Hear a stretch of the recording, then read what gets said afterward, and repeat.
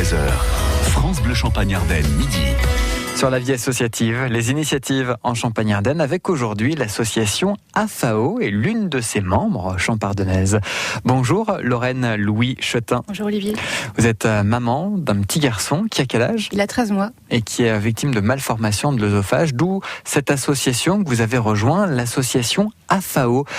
Qu'est-ce que c'est que cette association ? Alors l'association AFAO, c'est l'association française de l'atrésie de l'œsophage, qui a été créée en 2002 par un couple de parents dont le fils est né avec cette malformation, et face à l'errance de diagnostic, face au peu de soutien, a décidé de créer l'association.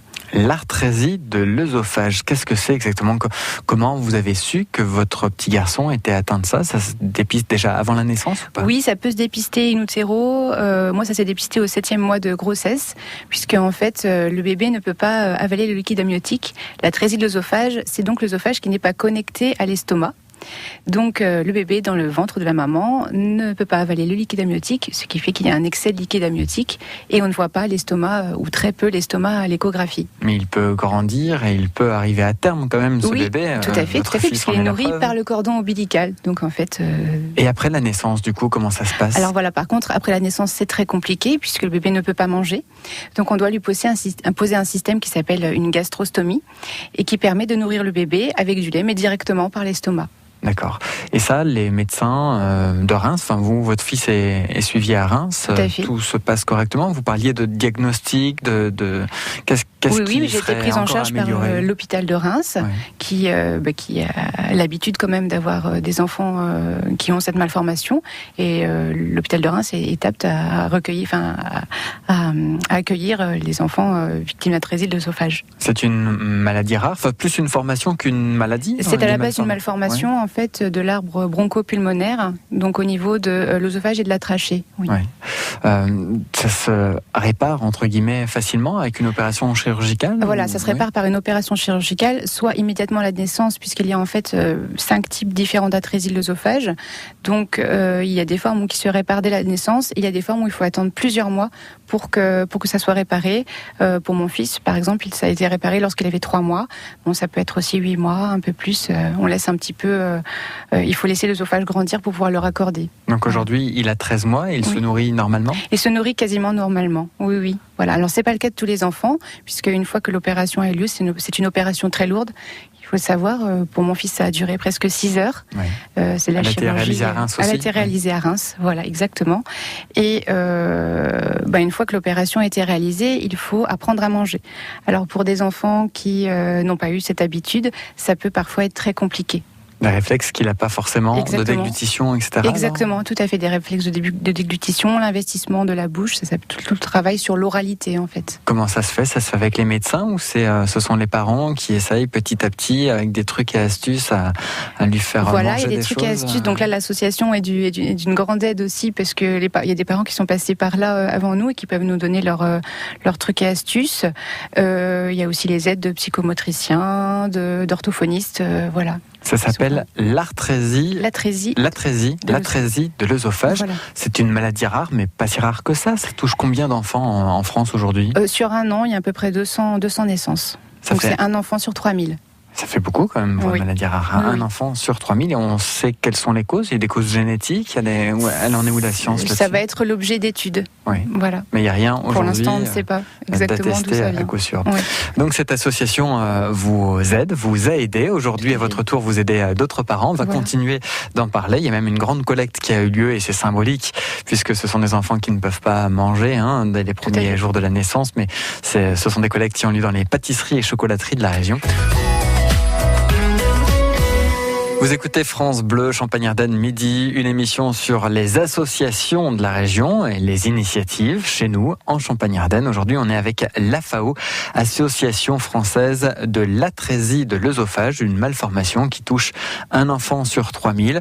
Dans votre cas, vous qui êtes rémoise, Lorraine Louis Chetin, vous êtes maman d'un petit garçon dont l'œsophage n'était pas raccordé à l'estomac, donc qui ne pouvait pas s'alimenter tout seul. Il a été opéré, on l'a dit, il y a 3 mois. aujourd'hui, comment il va? Du coup, tout est rentré dans l'ordre? Il s'alimente normalement? Donc, il a été opéré à 3 mois.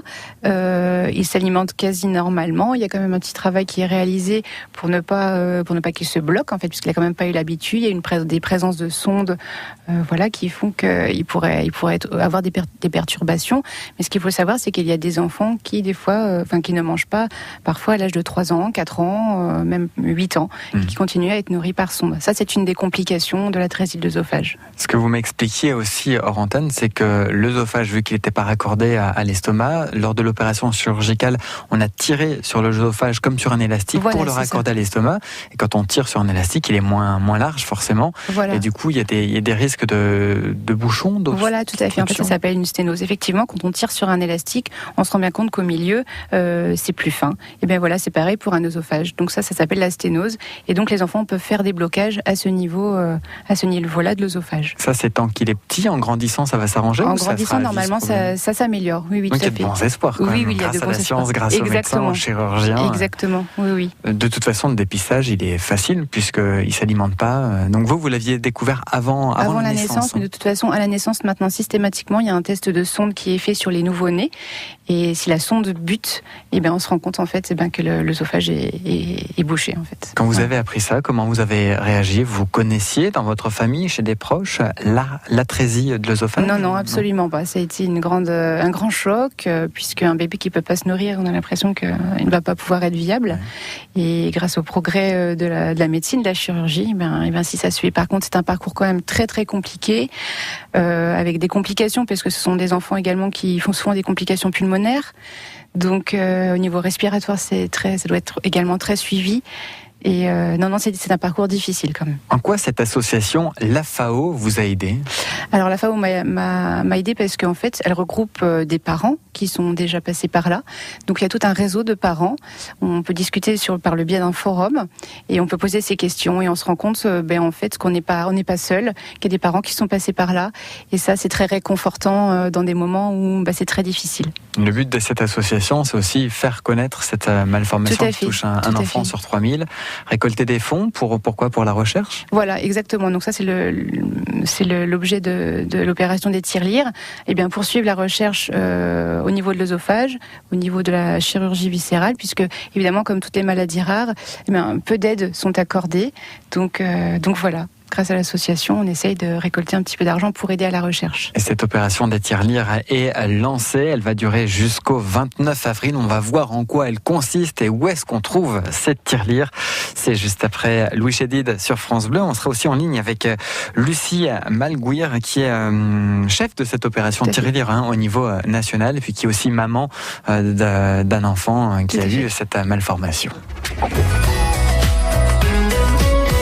Nous sommes avec l'AFAO, l'association française de l'atrésie de l'œsophage, une malformation qui touche un enfant sur 3000, avec l'œsophage donc souvent qui n'est pas raccordé à l'estomac, qui pose des problèmes donc pour se nourrir. Ça peut être réglé avec de la chirurgie. On a eu à l'instant le témoignage de Lorraine, une Rémoise dont le fils en est atteint. Et on est maintenant avec Lucie Malgouir. Bonjour.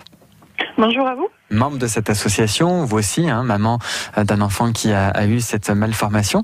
Cette opération tirelire dont vous êtes chef d'opération, elle consiste en quoi?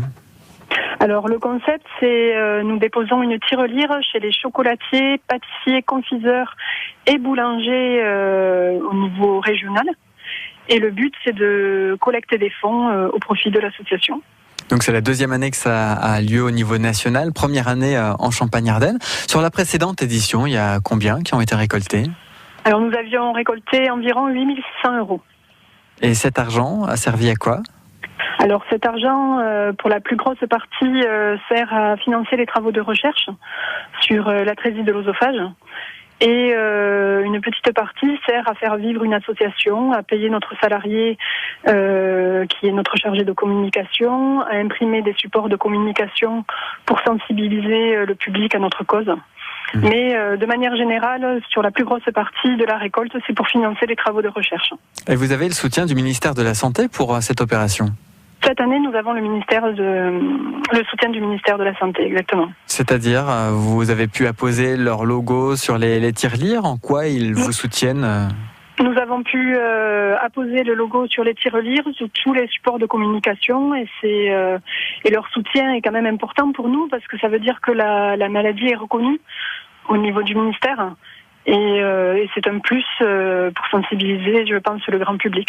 Cette opération, elle a lieu jusqu'à quand ?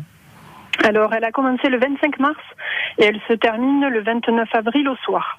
Donc vraiment symbolique chez les pâtissiers, chocolatiers, confiseurs, boulangers pour la période de Pâques, en fait. Tout à fait. Le fil conducteur de l'opération Tirelire, c'est la gourmandise, c'est le chocolat. La gourmandise, certains de nos enfants ne la connaissent pas ou très peu. Et donc, on a choisi la thématique de Pâques qui symbolise que par rapport au chocolat et à la gourmandise. Et donc, on donne ce qu'on veut dans les tirelires chez les pâtissiers, chocolatiers, confiseurs et boulangers de Champagne-Ardenne et partout en France jusqu'au 29 avril. Merci pour ce témoignage et cette mobilisation. Lucie Malgouir, chef de l'opération Tirelire. Alors vous, Lorraine, vous l'avez relayé cette opération en Champagne-Ardenne. En démarchant, comment ça s'est passé de démarcher les artisans de la région ? Eh bien, en fait, j'ai pris tout simplement l'annuaire et puis j'ai contacté les boulangers, pâtissiers, chocolatiers que je trouvais, bien souvent par mail. Donc j'ai eu un accueil très très agréable, très favorable et en faveur de notre cause. Sur 100% de personnes que vous avez contactées, d'artisans, combien ont dit oui, l'artrésie de l'œsophage, je connais ? Zéro. Oui, ouais. Zéro. Donc il a fallu tout expliquer à chaque fois. Il a fallu expliquer, tout à fait. Oui, mais effectivement, comme le disait Lucie, pour des personnes qui travaillent dans le milieu de la gourmandise, tout de suite ça parle. Ouais, donc ils n'ont pas été compliqués à convaincre. C'était du boulot de démarcher, mais ça s'est fait assez naturellement. Tout à fait. Donc il y a combien d'artisans qui ont dit oui pour apposer une tirelire en Champagne-Ardenne, dans le secteur de Reims, puisque vous avez une quinzaine à peu près. Ouais. Oui. Donc un petit peu partout, on peut en citer quelques-uns si vous voulez. Un petit peu partout, oui. J'ai la boulangerie Unique rue de Vesle, la chocolaterie d'Éléance, les 3 boutiques. Ouais. Et puis voilà. Voilà, il y en a d'autres. Il y en a d'autres, bien sûr. Alors cette tirelire, elle est en carton avec cette petite déco de Pâques. Il y a les petits lapins, les œufs, le soleil, ça sent bon le printemps.